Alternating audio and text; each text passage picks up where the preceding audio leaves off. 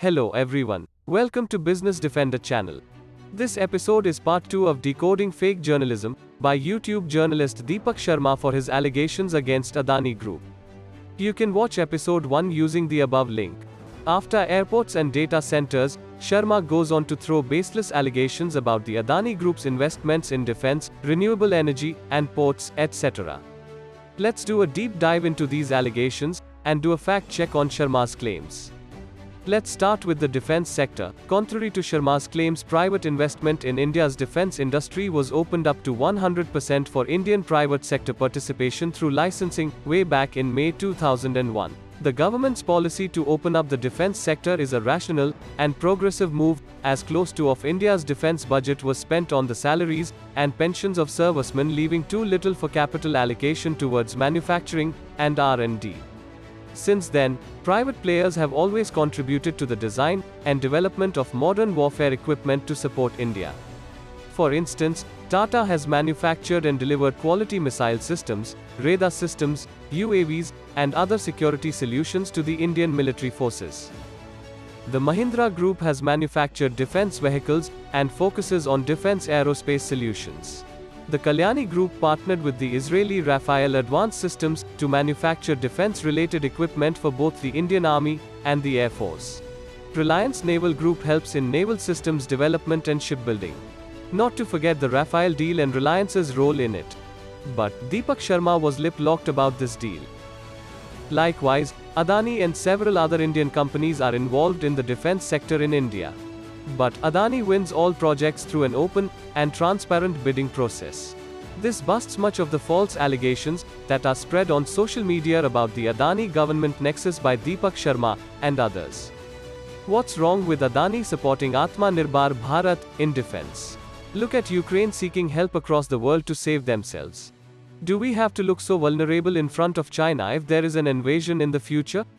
Then, Sharma attacks Adani's investments in green energy and links it with PM Modi's speech on climate change in 2015. All business verticals of Adani Group of companies are being integrated with climate resilience, and the decision to go green was not just by one man Adani.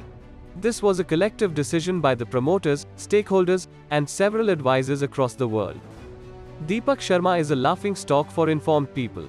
I'll tell you why. The year 2015 was significant in the history of our world. In 2015, the Conference of the Parties, COP21, held in Paris was a game-changer in the fight against climate change, where 196 parties, which include major governments and various global organizations, through consensus adopted the Paris Agreement. The event was covered by global media, and the agenda, challenges, and opportunities in implementation were widely discussed across the globe. India has committed to ensuring that at least 40% of its electricity will be generated from non-fossil sources by 2030. India officially ratified the agreement on the 2nd of October 2016, on the birth anniversary of Mahatma Gandhi. The Paris Agreement led to the widespread adoption of renewable energy technology and energy generation across the world. Investments poured into the renewable energy sector, and so did Adani enter into this green energy development sector. There was nothing illegal or bad about Adani entering the renewable space, as his intentions speed up investments and innovation in renewable energy to help India achieve its climate goals.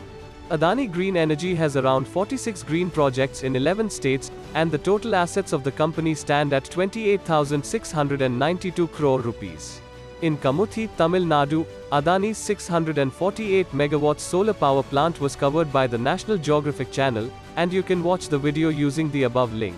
It is not only Prime Minister Modi or Adani thinking about climate change, but world leaders of nations and CEOs of companies are also working towards the same goal as a result of the Paris Agreement. Then, he makes false allegations about the Adani Group's port businesses. No company in India other than the Adani Group has any experience in running such a hectic port development and operator's job.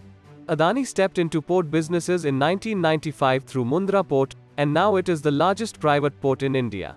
But Sharma was not telling you this fact. He just talks about post-2014 projects to manipulate the public. No ports were given to Adani on any nomination basis by the government.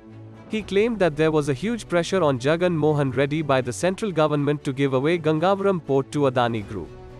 Gangavaram port was not taken over for free. 645 crore rupees was paid to the Andhra Pradesh government for its 10.4% stake.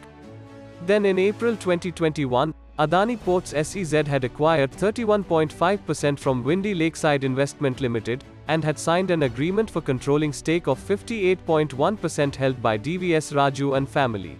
GPL is debt-free with strong growth potential as part of the APSEZ portfolio.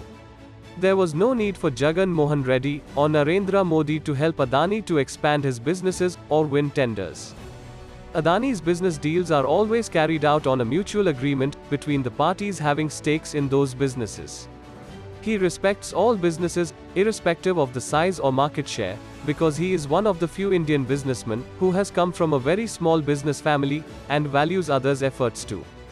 Deepak Sharma further attacked the Adani Group of companies one by one for their stock performances. The way he was trying to demean the best performing listed companies of Adani by questioning how the stock prices can grow multifold. These stock performances are based on a strong and long-term business model with assured returns for years. All these mega infrastructural projects have been signed with long-term agreements. Gautam Adani knows one thing very well. Even though his bidding value of the project is always much higher than his competitors, he is determined to win those tenders.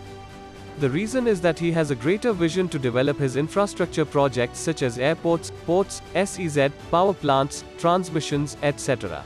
And he knows that these projects will flourish in the future as India is growing faster and stronger. So are his returns from those projects. As we all know, businesses last for generations and centuries, and the Adani Group is right at the top of the list of Indian companies that will be shaping the future of India. Can really India grow without airports, ports, roads, and SEZ, etc.? We leave it to you to decide whether Adani helps in building modern India or not. Thanks for watching. We will come up with more such episodes to decode fake news against businesses.